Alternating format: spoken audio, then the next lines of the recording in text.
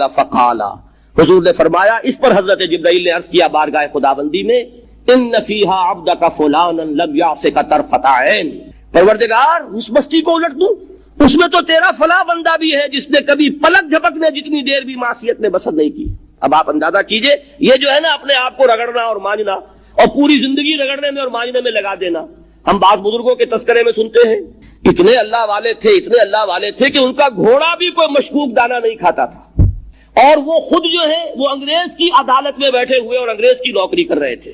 یہ ہے وہ مائکروسکوپک اور مائکروسکوپک کا عدم توازن۔ طاغوت کی چاکری کر رہے ہیں، انگریز کی ملازمت کر رہے ہیں، انگریز کے قانون کی تنفیذ کے اندر اعلی کار بن رہے ہیں، لیکن ذاتی تقویٰ اور ذاتی نیکی اور ذاتی للہیت جو ہے اس کا معیار یہ ہے کہ ان کا گھوڑا بھی مشکوک چارہ اور مشکوک کھانا نہیں کھا سکتا۔ یہ ہے وہ عدم توازن، اس کو نوٹ کیجئے گا، جس کو کہ اس حدیث میں محمد رسول اللہ صلی اللہ علیہ وسلم نے واضح کر دیا کہ حضرت جبرائیل عرض کرتے ہیں کہ اللہ فلاں بستی کو الٹ دوں، اس میں تو تیرا فلاں بندہ بھی ہے جس نے پلک جھپکنے جتنی دیر بھی معصیت میں بسر نہیں کی۔ ذاتی نیکی کا اب اس سے اونچا کوئی مقام کوئی شخص مجھے اگر بتا سکے تو میں اس کا مرید ہو جاؤں گا۔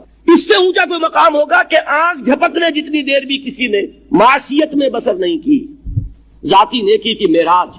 لیکن حکم کیا ہوا بارگاہ خداوندی سے؟ قال فقال، حضور نے فرمایا، اللہ تعالیٰ نے حکم لیا جبرائیل کو، اقلب علیہ وعلیہ، الٹو اس بستی کو، پہلے اس بدبخت پر پھر دوسروں پر۔ کیوں؟ فإن وجہہ لم یتمعر فی ساعۃ قط، اس لیے کہ اس کا چہرہ کبھی میری غیرت میں سرخ نہیں ہوا، اس چہرے کا رنگ نہیں بدلا۔ بے غیرت انسان، بدیاں پھیلتی رہیں، میرے دین کو روندا جاتا رہا، میری شریعت کی دھجیاں بگڑتی رہیں، عوامر کا مذاق اڑایا جاتا رہا، نواہی کے لیے دنیا کے اندر جن چیزوں سے میں نے روکا اس کے لیے فلسفے تراشے گئے، اور یہ لگا رہا مست رکھو ذکر و فکر صبح گاہی میں اسے، یہ سوائے ذاتی اپنے اس اصلاح کے اور ذاتی تقویٰ کے اور ذاتی نیکی کے اور ذاتی عبادت گزاری کے یہ میدان میں نہیں آیا، اس کا خون نہیں کھولا کبھی، اس کے چہرے کا رنگ متغیر نہیں ہوا، لہذا یہ دوہرا مجرم ہے۔ یہ ہے وہ تصور جو یہاں پر نوٹ کیجئے۔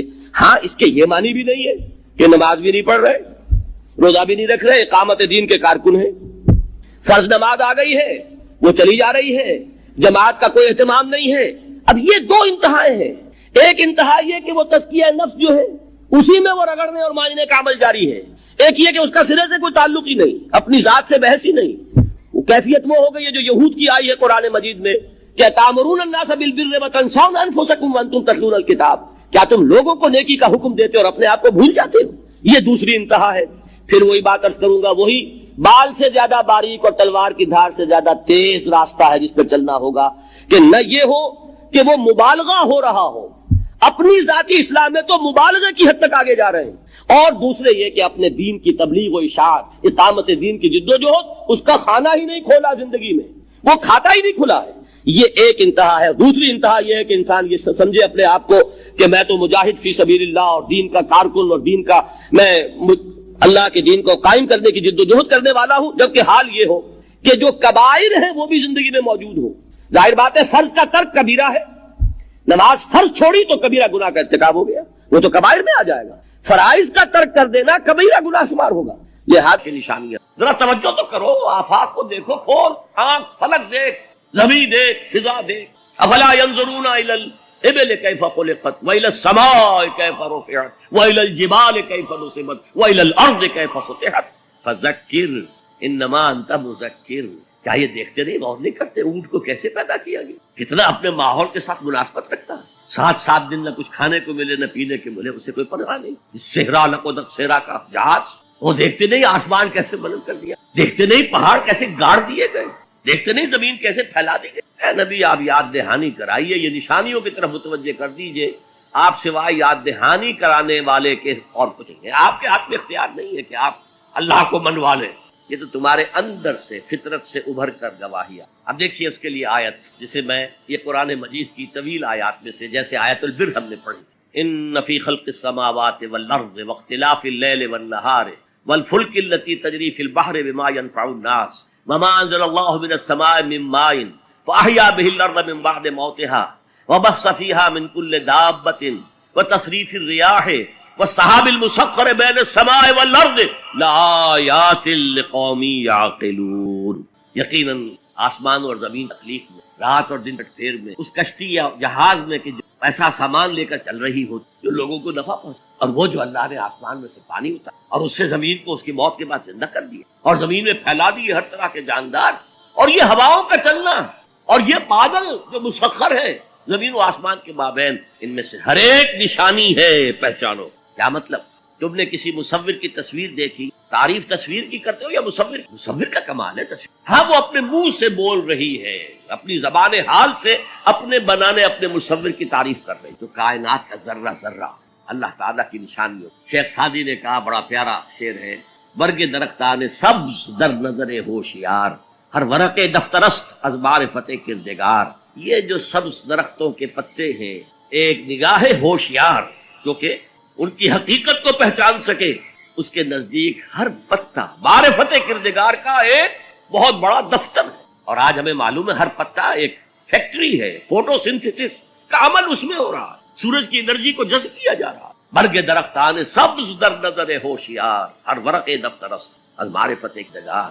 وہ جو آیت میں نے آپ کو سنائی اسے میں نے نام دیا ہے آیت الآیات۔ اتنی آفاقی آیات کسی اور آیت میں جمع نہیں کی گئی جتنا بڑا گلدستہ ہے۔ ان فی خلق السماوات والارض واختلاف اللیل والنہار والفلک التی تجری فی البحر بما ينفع الناس وما انزل اللہ من السماء من ماء فاحیا به الارض بعد موتها وبث فیہا من کل دابۃ وتصریف الرياح والسحاب المسخر بین السماء والارض لآیات لقوم یعقلون۔ دوسری طرف تمہارے اندر بھی سنوریہم آیاتنا فی الآفاق وفی انفسہم، بے دل نے خوب کہا تھا کہ چوٹی کے شعراء میں سے رہے ہند، یہاں تک کہ غالب کو کہنا پڑا کہ طرز بے دل میں ریختہ لکھنا اسد اللہ خان قیامت ہے، آسان نہیں ہے طرز بے دل میں اردو میں شاعری۔ وہ فارسی ستمست گر ہوست کشد کے بسیر سرگ و سمندرا تجھے غنچہ کم نہ دمیدئی در دل کشا بچمندرا۔ کتنے ستم کی بات ہے، تمہاری خواہش آمادہ کرتی ہے کہ چلو چمن میں دیکھو، پھولوں کی بہار دیکھو، درختوں کی بہار دیکھو، گھاس کے اوپر چہل قدمی، ارے تم خود ایک پھول سے زیادہ کھلے ہوئے ہو۔ کبھی اپنے دل کا دروازہ کھل کر داخل ہو کر اپنے حسن معنوی کا مشاہدہ کرو۔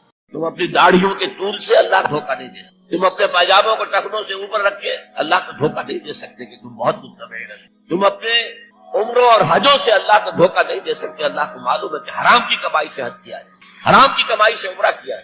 تو یہ جو جزوی اطاعت ہے کوئی اطاعت نہیں، اللہ کو قبول نہیں۔ آدمی سوچتا ہے کہ چلیے میں نے یہ کام اچھے کیے، یہ برے کیے، مجھے اچھے کاموں کا کچھ کریڈٹ بھی تو ملنا چاہیے نا، لیکن نہیں، اللہ کہتا ہے جزوی اطاعت منہ پر دے ماری جائے۔ اور جو دنیا کی سزا ہے وہ تو ہم اپنی آنکھوں سے دیکھ رہے ہیں، 130 140 یا 150 کروڑ مسلمان دنیا میں، ذرا اندازہ کی، لیکن ہماری رائے کی کوئی اہمیت ہے؟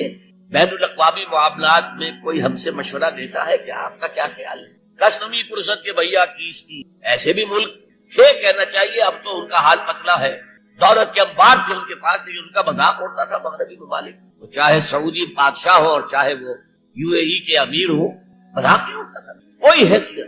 حالانکہ کتنا بڑا رقبہ ہے انڈونیشیا کے آخری جزیروں سے لے کر موریتانیہ تک، سالڈ اسلامی آبادی، مسلمان آبادی۔ آپ کہیں گے کہ یہ بھارت جو ہے اس میں تو اکثریت تو نہیں ہے، لیکن 15 کروڑ یا 18 کروڑ تو آدمی یہاں موجود ہیں، لیکن کوئی عزت، کوئی حیثیت دنیاوی بین الاقوامی سطح۔ بہرحال یہاں بھی ہیں لوگ، کھاتے لوگ ہیں، ان کی اپنی عزت ہے اپنے معاشرے کے اندر، لیکن بحیثیت امت، بحیثیت قوم کیا حیثیت ہے؟ وَإِلَّا خِزْيٌ فِي الْحَيَاةِ الدُّنْيَا، وہ تو ہماری نگاہوں کے سامنے موجود ہے۔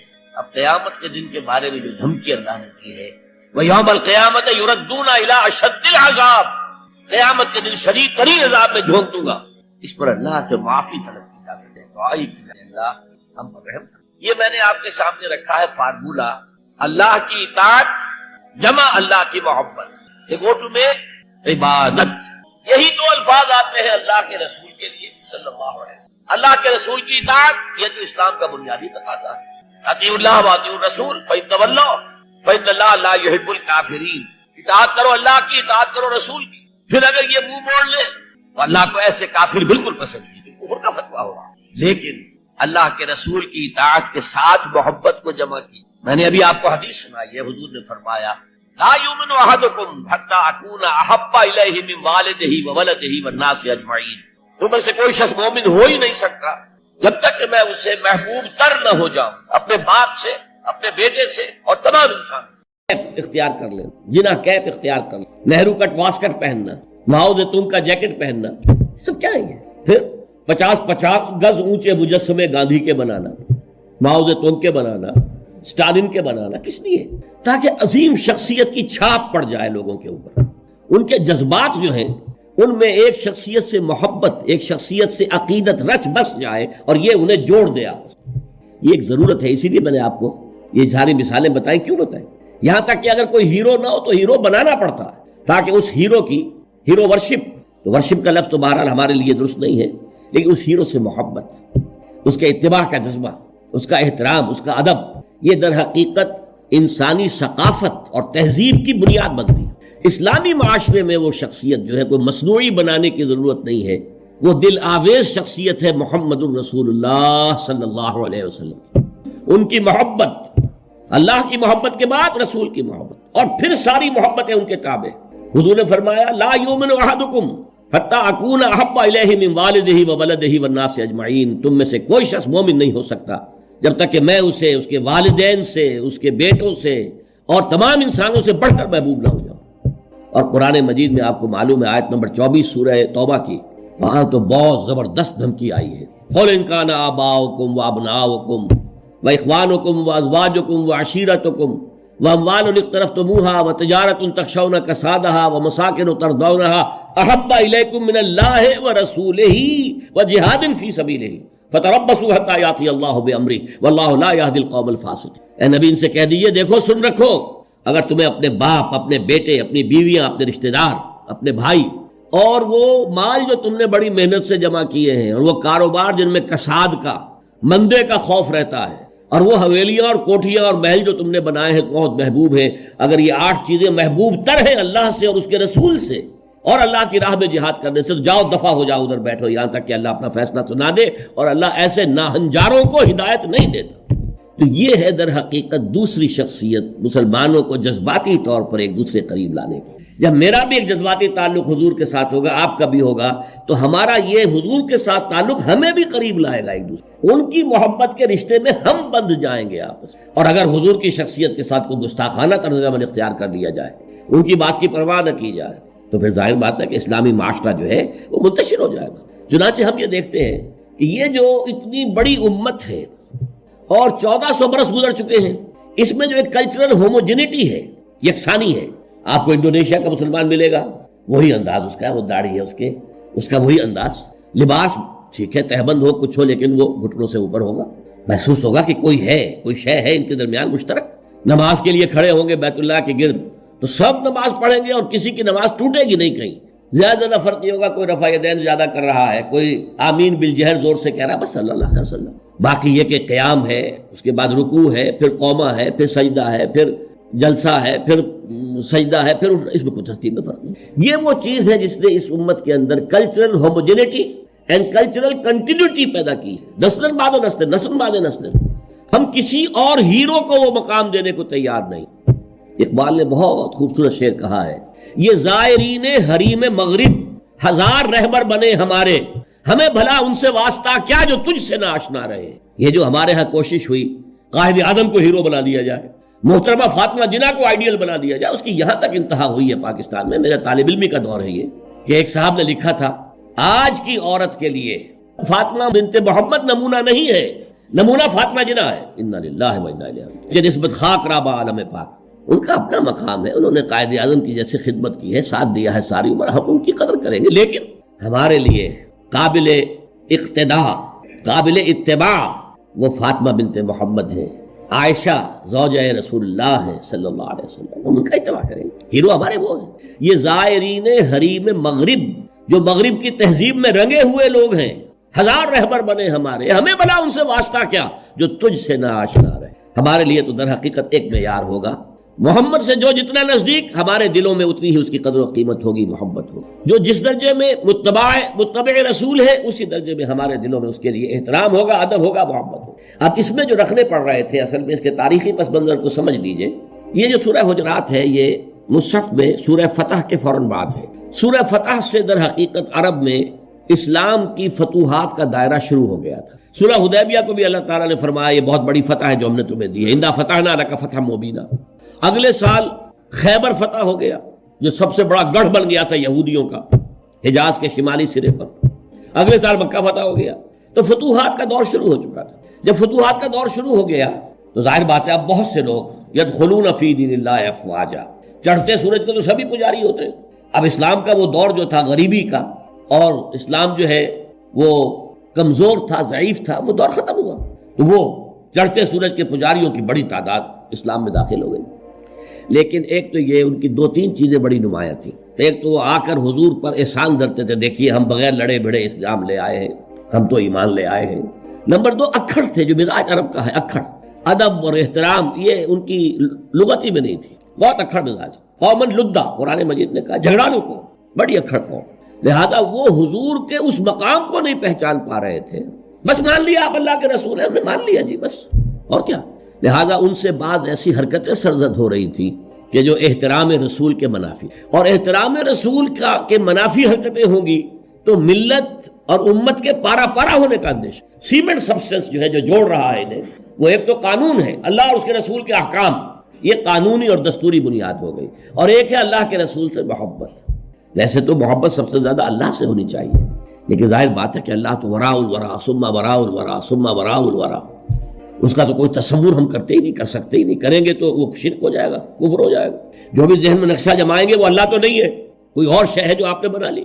می تراشت فکر ماں ہر دم خدا بن دے دیگر، نیا سا نیا خدا بنا رہے۔ لیکن ایک محسوس طے کرے محسوس حضور کی شخصیت، دل آویز شخصیت، حضور میں رحمت، حضور کی شفقت، یہ تو لوگوں کے سامنے تھی نا، حضور کا اعلیٰ کردار، حضور کی پاک سیرت، یہ تو حضور کے سامنے تھی نا۔ لہذا اصل محبت کا مرکز جو ہے وہ ذات نبی بن جاتا۔ از خدا، بہت پیارے الفاظ ہیں اقبال کے، اگرچہ ذرا سا اس میں تجاوز ہے، از خدا محبوب تر گردد نبی اللہ سے زیادہ محبوب ہو جاتا۔ حالانکہ جب آپ اصولاً بیان کریں گے تو والذین آمنوا اشد حبا للہ، جو واقعی اہل ایمان ہے وہ شدید ترین ہوتے ہیں اللہ کی محبت میں۔ اور جو سورہ توبہ کی آیت میں نے آپ کو سنائی، اس میں بھی پہلے محبت خداوندی کا ذکر ہے، پھر محبت رسول کا، کہ اگر یہ 8 چیزیں احب الیکم من اللہ ورسولہ وجہاد فی سبیلہ فتربصوا حتی یاتی اللہ بامرہ واللہ لا یہدی القوم الفاسقین۔ لیکن اللہ تک پہنچانے والا تو محمد ہے نا ہمیں صلی اللہ علیہ وسلم، اللہ کے پیغامات دینے والا ہمیں وہ تو اللہ کا رسول ہے نا، محمد ہے صلی اللہ علیہ وسلم۔ پھر ہم لوگ خوگرے پے کرے محسوس تھی انسان کی نظر، وہ خوگرے پے کرے محسوس محمد تو ہمیں نظر آتے ہیں، اللہ کے بارے میں تو ہم کوئی تصور نہیں کر سکتے۔ محمد کا کیا کردار تھا صلی اللہ علیہ وسلم اپنی بیٹیوں کے ساتھ، کیسا سلوک تھا اپنی بیویوں کے ساتھ، آپ کتنی بڑی مثال تھے سپہ سالاروں کے لیے، کتنی بڑی مثال تھے قاضی القضات لوگوں کے لیے، فیصلے کرتے تھے کہ نہیں، قاضی تھے کہ نہیں، کتنا بڑا اسوہ تھے ہیڈ آف دی اسٹیٹس کے لیے، آپ اس ریاست کے ہیڈ تھے۔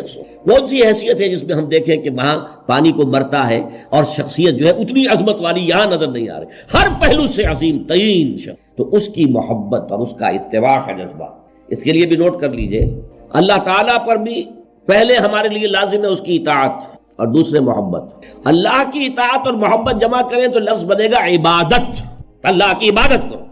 رسول کے لیے بھی اطاعت بھی اور محبت بھی، لیکن رسول کے لیے اطاعت اور محبت کو جمع کریں گے اتباع بنے گا، پیروی کرو۔ یعنی ایک تو ہے حضور نے حکم دیا، اس پر تو عمل کرنا ہی کرنا ہے، ورنہ تو ذالک فلیفرحوا ھو خیر مما یجمعون۔ اے لوگو، تمہارے پاس آ گئی ہے نصیحت، موعظت تمہارے رب کی طرف سے۔ وہ صرف موعظت نہیں ہے، سینوں کے اندر جو روگ ہیں، جو امراض ہیں، ان کا علاج بھی ہے، شفا بھی ہے، شفاء لما فی الصدور۔ تیسرے درجے میں وہ ہدایت ہے، وہ بتاتی ہے کدھر جاؤ کدھر نہ جاؤ۔ جیسے آپ نے دیکھا ہوگا پہاڑی راستوں پر قدم قدم کے اوپر کوشن ہوتا ہے، یہاں سپیڈ کم کر لو ورنہ تم کسی کھائی میں جا گرو گے۔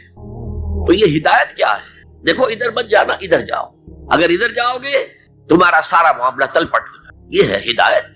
اور جو چیز دنیا میں ہدایت ہے وہ آخرت میں رحمت، ہدی و رحمت للمؤمنین۔ اب میں چاہتا ہوں ان 4 الفاظ میں جو ربط ہے اسے سمجھیں۔ دیکھیے، اگر کسی ایسی زمین پر بارش برسے جو اوپر سے بہت سخت ہے تو پانی بہہ جائے گا، زمین میں جذب نہیں ہوگا تو کوئی رویدگی پیدا نہیں ہوگی۔ اگر دل سخت ہے تو قرآن مجید ان پر کوئی اثر نہیں کرے۔ اس کے لیے سب سے پہلے موعظہ کی ضرورت ہے، واعظ کی ضرورت ہے، نصیحت کی ضرورت ہے، تاکہ دل نرم پڑ جائے۔ انسانی دل جب سخت ہوتے ہیں تو ان کی سختی چٹانوں سے زیادہ ہوتی ہے۔ سورہ بقرہ میں فرمایا ثم قست قلوبکم فہی کالحجارۃ او اشد قسوہ، یہودیوں سے خطاب ہے۔ ثم قست قلوبکم من بعد ذلک فَهِيَ كَالْحِجَارَةِ أَوْ أَشَدُّ قَسْوَةً، اے بنی اسرائیل تمہارے اس طرز عمل کے نتیجے میں تمہارے دل سخت ہو گئے اور اب وہ پتھروں سے زیادہ سخت۔ لہذا سب سے پہلے ضرورت کیا ہے؟ دل کی زمین کو نرم کیا جائے، اس میں حل چلایا جائے۔ یہ کام ہے موعظہ کا، واعظ کا، نصیحت کا۔ ہمارے معاشرے میں کسی زمانے میں واعظ کا بڑا رواج تھا، آج کل یہ چیز ختم ہو، بلکہ واعظ کو گھٹیا بات سمجھا جاتا ہے۔ بھائی کوئی عقلی بات کرو، کوئی علمی بات کرو، تم تو واعظ کہہ رہے ہو، گویا کہ واعظ گھٹیا چیز ہے۔ نہیں، واعظ سے دل میں رقت پیدا ہو، نرمی پیدا ہو۔ تو قرآن مجید ہی سب سے بڑا موعظہ ہے۔ ہم نے بدقسمتی سے کیا کیا، جب واعظ کہے جاتے تھے تب بھی مثنوی مولانا روم سے، ضعیف احادیث سے، واعظ دستان زنو افسانہ بند، واعظ بڑے اونچے اونچے ہاتھ چلا کر اور افسانہ جو ہے بیان کر رہا ہے، لیکن اس کا حال کیا ہے؟ از خطیب و دیلمی گفتار اوست، با ضعیف و شاذ و مرسل کار اوست۔ وہ خطیب بغدادی یا دیلمی کی جو احادیث ہیں، جو سب سے گھٹیا درجے کی کتاب حدیث کی، سب سے کم تر درجے کی کتاب حدیث کی، ضعیف کتابوں کے یوں سمجھیے کہ بہت بڑے مجموعے، وہاں سے وہ حدیثیں لا رہا ہے۔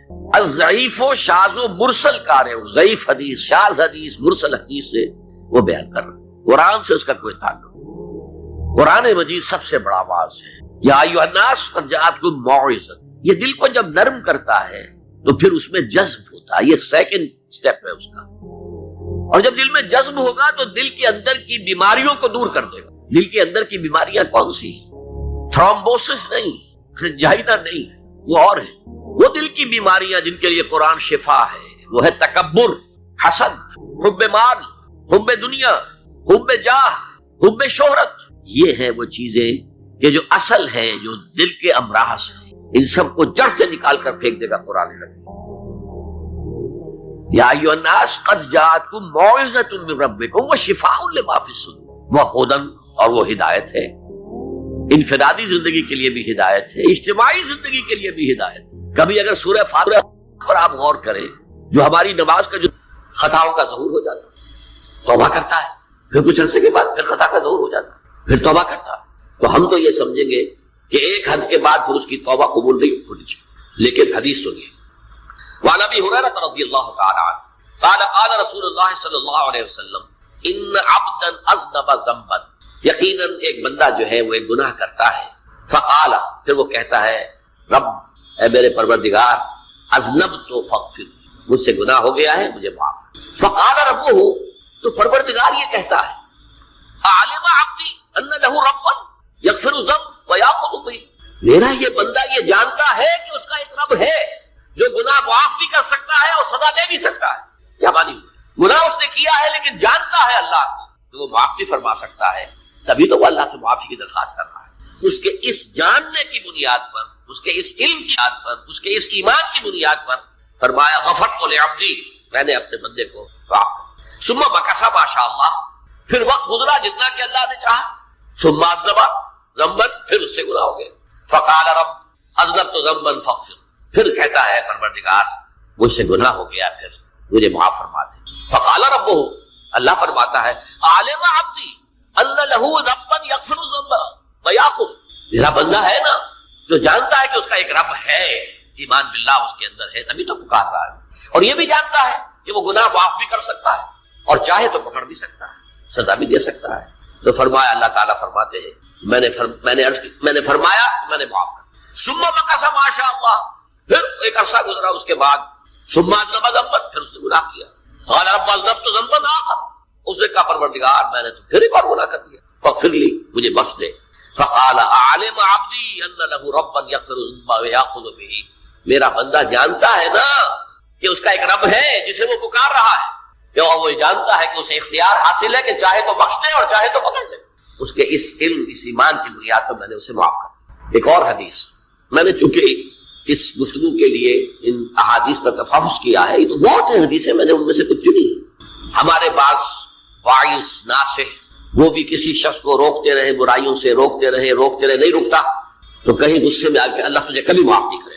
یہ کتنا بڑا جرم ہے، اس کا اندازہ کیجئے اس حدیث سے۔ تو میرے بندے کو میری رحمت سے مایوس کر رہے ہیں، کتنا بڑا جرم ہے اس کا اندازہ کیجئے۔ یہ مسلم شریف کی روایت ہے، عن جندب، حضرت جندب رضی اللہ تعالی عنہ سے، ان رسول اللہ صلی اللہ علیہ وسلم حدث، کہ اللہ کے رسول صلی اللہ علیہ وسلم نے ایک واقعہ بیان کیا، ان رجلا قال، کہ ایک شخص نے یہ کہا، واللہ لا یغفر اللہ لفلان، کہ خدا کی قسم اللہ تعالیٰ فلاں شخص کو کبھی معاف نہیں کرے گا، وان اللہ تعالیٰ قال، اس پر اللہ تعالیٰ نے یہ فرمایا، من ذا الذی یتعالی علیہ، یہ کون ہے جو میرے اوپر حکومت کرنے والا آ گیا، جو میری طرف سے حکم لگا رہا کہ میں کبھی معاف نہیں کروں گا، من ذا الذی، کون ہے وہ شخص، الذی یتعلی علیہ انی لا اغفر لفلان، کہ میں فلاں شخص کو کبھی معاف نہیں کروں گا، قد غفرت لفلان، اس کو تو میں نے معاف کر دیا، واحبطت عملہ، اس شخص کے تمام اعمال میں نے ضائع کر دی، تم نے میرے بندے کو مایوس کیا، یہ ہے جرم۔ تو توبہ کی دعوت دیتے رہو، توبہ کے لیے لوگوں کو آمادہ کرتے رہو، توبہ جو ہے اس کے لیے ترغیب دیتے رہو، اللہ تعالیٰ معاف فرمانے والا۔ اب آخری حدیث سنا رہا ہوں، یہ تو بہت ہی عجیب حدیث ہے اور متفق علیہ، بخاری اور مسلم دونوں میں۔ حضرت ابو سعید الخدری رضی اللہ تعالی عنہ جو ہے اس کے راوی، حضور نے فرمایا، کانا فی من کانا قبلکم رجل قتل 99 نفسا، تم سے پہلے جو امت تھی بنی اسرائیل، گویا کہ ان کا ذکر ہے، اس میں ایک آدمی ایسا تھا جس نے 99 قتل کی۔ اب آپ اندازہ کیجئے کتنا بڑا گناہ کبیرہ ہے قتل۔ قرآن مجید میں آتا ہے فَكَأَنَّمَا قَتَلَ النَّاسَ جَمِيعًا، اگر ایک انسان کو بھی ناحق قتل کر دیا گیا تو یہ ایسی ہے گویا کہ اس نے پوری نوع انسانی کو قتل کیا، اس نے 99 قتل کیا۔ فَهَلْ لَهُ مِن تَوْبَةٍ، پھر اس کے بعد یہ ہوا کہ اس کے اندر توبہ کا جذبہ پیدا ہوا۔ فَسَأَلَ عَنْ أَعْلَمِ أَهْلِ الْأَرْضِ، تو اس نے پھر سوال کیا، لوگوں سے پوچھا کہ زمین میں رہنے والوں میں کون سب سے بڑا عالم ہے۔ فَدُلَّ عَلَىٰ رَاهِبٍ، اسے بتایا گیا فلاں راہب فلاں جگہ پر ہے، وہ بہت نیک ہے، بڑا عالم۔ فَأَتَاهُ، وہ اس کے پاس آیا، فَقَالَ أَنَّهُ قَتَلَ 99 نَفْسًا فَهَلْ لَهُ مِن تَوْبَةٍ، انہوں نے کہا دیکھیے راہب صاحب، میں نے 99 انسان قتل کی، اب مجھے یہ بتائیے کہ میرے لیے توبہ کا کوئی امکان ہے؟ فقال لا، انہوں نے کہا نہیں۔ فقتلہ، اس نے اس کو بھی قتل کر دیا۔ فکمل بہ 100، اپنی سینچری مکمل کر لی، مطلب 99 کے بعد ایک ہی کسر تھی، اس کو بھی قتل کیا، 100 پورے کر لیے۔ ثم سأل عن عالم اہل الارض، پھر اس نے پوچھا کوئی اور کوئی بڑے عالم انسان ہو۔ فدل علی رجل عالم، پھر اس کی رہنمائی کی گئی ایک بڑے عالم شخص کی طرف۔ فقال انه قتل 100 نفس، تو اس نے وہاں جا کر کہا کہ میں 100 انسان ہلاک کر چکا ہوں، قتل کر چکا ہوں۔ فهل له من توبہ، میرے لیے توبہ کا کوئی امکان ہے؟ فقال نعم، کیوں نہیں، 100 قتل کیے تب بھی کیا ہے، توبہ کا راستہ دروازہ کھلا ہوا ہے، معلوم یغرغر، جب تک کہ وہ گگو نہیں بج رہا اس وقت تک تمہارے توبہ کا دروازہ کھلا ہوا ہے۔ فرمایا نعم، ومن يحول بینہ وبین التوبہ، تمہاری توبہ کے درمیان اور تمہارے درمیان کون حائل ہو سکتا ہے، توبہ کا دروازہ کھلا ہے۔ لیکن ساتھ ہی کہا انطلق الی ارض کذا وکذا، اب تم ایسے کرو جہاں تم رہتے ہو وہاں نہ جاؤ واپس، وہاں کا ماحول اچھا نہیں ہے، معاشرہ اچھا نہیں ہے، ہو سکتا ہے کہ تم توبہ پر قائم نہ رہ سکو، تم فلاں جگہ چلے جاؤ، وہاں اچھے لوگ آباد ہیں، ان میں جا کر رہو۔ فإن بها أناسا يعبدون الله تعالی، وہاں ایسے لوگ آباد ہیں جو اللہ کی بندگی کرتے ہیں۔ فاعبد اللہ معهم، تو تم ان کے ساتھ مل کر اللہ کی بندگی اور پرستش کرو۔ ولا ترجع الى ارضک، اپنی زمین کی طرف اپنے وطن میں واپس مت جاؤ۔ فإنها ارض سوء، وہ بری جگہ ہے۔ فانطلقا، تو وہ چل پڑا، ہجرت کر رہا ہے، اس جگہ جا رہا ہے جہاں کا راہب نے بتایا تھا۔ حتی اذا نصف الطریق، جب آدھا راستہ اس نے پورا کر لیا، اتاہ الموت، موت آ گئی۔ فاختصمت فیہ ملائکۃ الرحمۃ و ملائکۃ العذاب، اب وہ جہنم کے فرشتے بھی آ گئے اس کی جان قبض کرنے کو، اور جنت کے بھی آ گئے۔ فقالت ملائکۃ الرحمہ، رحمت والے جو فرشتے ہیں جنت والے، انہوں نے کہا جا تائبا مقبلا بقلبہ اللہ تعالی، یہ شخص توبہ کر کے اللہ تعالیٰ کی طرف ہجرت کر رہا تھا، اس لیے اس کی نیت کی بنیاد پر اب یہ جنتی ہے، لہذا اس کی روح ہم قبض۔ ملائکۃ العذاب، اور وہ جو عذاب والے فرشتے ہیں وہ کہیں گے انہ لم یعمل خیرا قط، تو نے توبہ کے بعد کوئی نیک عمل تو کیا ہی نہیں، تو کس بنیاد پر اس کو تم جنت میں لے جاؤ گے، اس کو تو دوزخ میں جانا چاہیے۔ فاتاہ ملک فی صورت الآدمی، ان کے پاس اللہ نے ایک اور فرشتے کو بھیج دیا آدمی انسانی شکل کے اندر۔ فجعلوا بینہم، ان فرشتوں نے کہا بھائی ہمارا فیصلہ کرا دو، اس کی روح ہم لینا چاہتے ہیں یا ہم لینا چاہتے ہیں، انہیں حکم بنا دیا۔ فقال قیسوا ما بین الارضین فإلی ایتہما کان اقرب، کہ تم فاصلہ ناپ لو جہاں سے وہ چلا ہے اور جہاں جا رہا تھا۔ عمدہ ایمان جو ہے اللہ پر، اور یقین اس بات کا جو کچھ ہو رہا ہے اللہ کے اذن سے ہو رہا ہے، اور یقین اس بات کا جو کچھ اللہ کر رہا ہے اس میں خیر ہے، بیدک الخیر۔ چاہے مجھے ایک بات ابھی ناگوار گزری ہے، مجھے تکلیف پہنچی، اللہ کے اسکیم میں، the higher level scheme of things, divine scheme of things کے اندر اس میں کوئی نہ کوئی خیر ہے، تم جانتے نہیں۔ اس کو کھولا گیا۔ پہلی بات تو یہ ہے کہ تمہیں خوشی ملے، راحت ملے، مسرت ملے، یا کوئی غم ہو یا رنج ہو یا دکھ ہو، دو حالتیں برابر ہیں، اس لیے کہ دونوں میں آزمائش ہے، کبھی وہ دے کر آزماتا ہے، کبھی چھین کر، دے کر آزماتا ہے شکر کرتا ہے کہ نہیں، چھین کر آزماتا ہے صبر کرتا ہے۔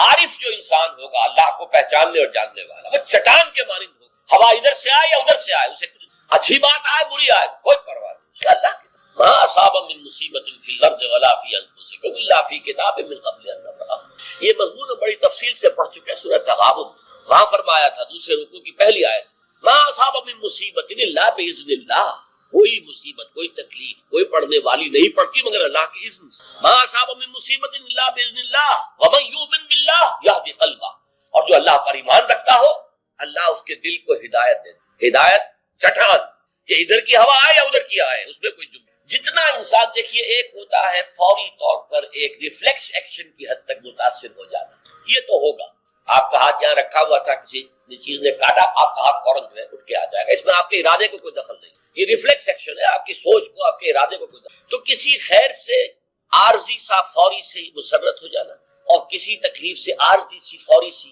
کوئی اس کا تاثر ہو جائے، یہ خلاف ایمان نہیں۔ پینڈولم زیادہ حرکت کر رہا ہے، خوشی میں زیادہ ادھر چلا گیا، غمی میں زیادہ ادھر چلا گیا، تو جتنا اس پینڈولم کی رینج ہے اتنی ہی آپ خدا سے اصل تو وہ چٹان ہوگی کہ جو بالکل متاثر، لیکن یہ کہ فوری سا تاثر یہ قابل معافی، لیکن یہ زیادہ ادھر سے ادھر ادھر سے ادھر، خوشی ہو گئی تو اترا رہے ہیں، پھولے نہیں سما رہے، پاؤں زمین پر نہیں پڑ رہے، اور اگر غم آ گیا ہے تو بالکل مایوس ہو کر بیٹھ گئے ہیں جھاگ کی طرح، کمر ہمت ٹوٹ گئی، واویلا ہے، شیون ہے، فریاد ہے، ہاں ہے فلک پیر جواں تھا ابھی عارف، کیا تیرا بگڑتا جو نہ مرتا کوئی دن اور، یہ فلک ناہنجار، یہ فلک کج رفتار، اس نے ہم پہ کیا کر دیا، یہ ساری باتیں جو ہے یہ اللہ سے محجوب ہوتی۔ اب اس میں بھی درجے ہیں کئی، دیکھیے پہلی بات یہ ہے کہ خوشی والی بات ہو غم والی بات ہو دونوں برابر ہیں، کیونکہ یہ بھی آزمائش وہ بھی آزمائش۔ یہ بات سورۃ الفجر میں کہی گئی بہت خوبصورت انداز میں، اللہ تعالیٰ نے انسان کی تھوڑ دلے پن کی شکایت کرتے ہوئے شکوہ کرتے ہوئے کہا فَأَمَّا الْإِنسَانُ إِذَا مَا ابْتَلَاهُ رَبُّهُ فَأَكْرَمَهُ وَنَعَمَهُ فَيَقُولُ رَبِّي أَكْرَمَنِ۔ اس انسان کا حال عجیب ہے، جب اس کا رب اسے آزماتا ہے اور عزت دیتا ہے، نعمتیں دیتا ہے، تو کہتا ہے میرے رب نے مجھے بڑی عزت دے دی۔ وَأَمَّا إِذَا مَا ابْتَلَاهُ فَقَدَرَ عَلَيْهِ رِزْقَهُ، اور جب اللہ آزماتا ہے اسے اور اس کی روزی تنگ کر دیتا ہے، فَيَقُولُ رَبِّي أَهَانَنِ، یہ کہتا ہے رب نے مجھے ذلیل کر دیا، کلا ہرگز نہیں۔ اب یہاں دیکھیے سوچئے اس نے کیا غلط بات کہی، عزت دی تو اللہ نے دی اور ذلت آئی تو اللہ کی طرف منسوب کر رہا، اس نے کسی بت کسی دیوی کسی دیوتا کا ذکر تو نہیں کیا، وہ مشرک تو نہیں ہے، پھر کیوں اس پہ تنقید کیوں ہو رہی ہے؟ فَأَمَّا الْإِنسَانُ إِذَا مَا ابْتَلَاهُ رَبُّهُ فَأَكْرَمَهُ وَنَعَمَهُ فَيَقُولُ رَبِّي أَكْرَمَنِ وَأَمَّا إِذَا مَا ابْتَلَاهُ فَقَدَرَ عَلَيْهِ رِزْقَهُ فَيَقُولُ رَبِّي أَهَانَنِ، کلا، کیا مطلب؟ یہ دونوں ابتلاءات ہیں، وہ بھی ابتلا ہے یہ بھی ابتلا ہے،